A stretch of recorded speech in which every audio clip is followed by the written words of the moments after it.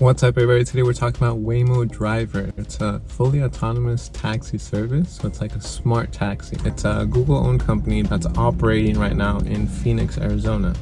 So it started in 2009 and the first fully autonomous drive was in 2015. 2017 was a big year. They came out with the van and they started offering the early rider program. 2018 they launched in Phoenix. 2019 they started ramping up. 2020 they came out with the Semi, and 2021 they came out with the flagship Waymo. It's kind of like an Uber.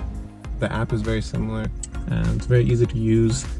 Request a ride, wait for the ride, set up a pickup zone, a drop-off zone, and then you go from there. There's a lot of sensors on the outside.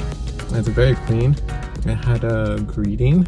Good afternoon, Ulysses. This car is all yours with no one up front. Which I really liked. I thought it was a nice touch. It has a touchscreen display. So that's where you interact with it. You start, you stop, you can ask it to pull over, as well as requesting customer representative assistance. A rider support agent will call shortly to answer any questions. It was pretty roomy. There's enough space for 5 people, as well as a booster seat and a child seat. They have an air conditioning control system, pretty standard stuff, as well as hand sanitizers and sanitary wipes. They have a quick access buttons. It was pretty smooth overall. It really surprised me that it wasn't as jittery. There are some riding tips, like this quick video to get you up to speed. We can speed up through that a little bit. It's basically explaining what to do, where to find all the information, how to, buckle your seatbelt, not to drive the car itself, and where to find more information, like on the app, how to get in contact with a customer service representative. Finally, relax, and thank you for riding with us.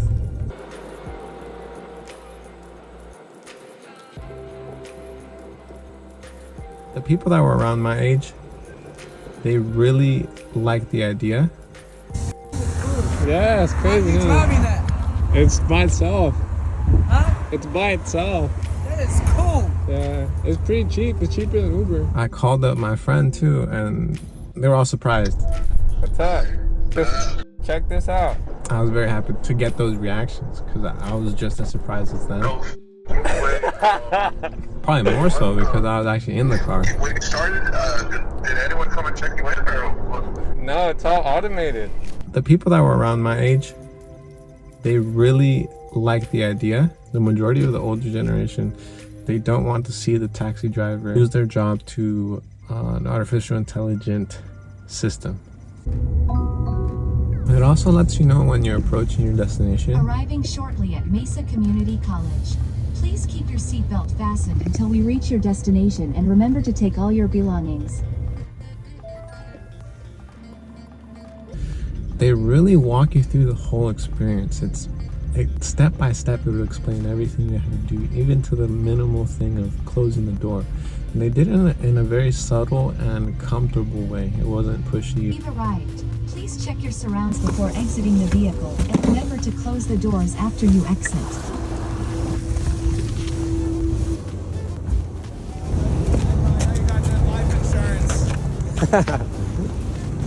If I could give them a rating, it'd be 5-star rating for specifically their customer service representatives. I feel like they handled every situation very well, and they understood that the customer is a priority. It wasn't perfect. There was one incident where it was supposed to be a split lane, but the problem was it was 15-20 cars long. There was only half of the lane available, so the car was confused trying to merge into the cars that were already in that lane, but there was no space for the car. Connected to rider support. I didn't know how to handle that situation. The representative called in. Hi, this is Diane, Waymo Rider Support. It looked like the car has temporarily paused, but we are going to be going here very shortly. I just wanted to make sure that you knew that we understood that. It wasn't that big of a deal.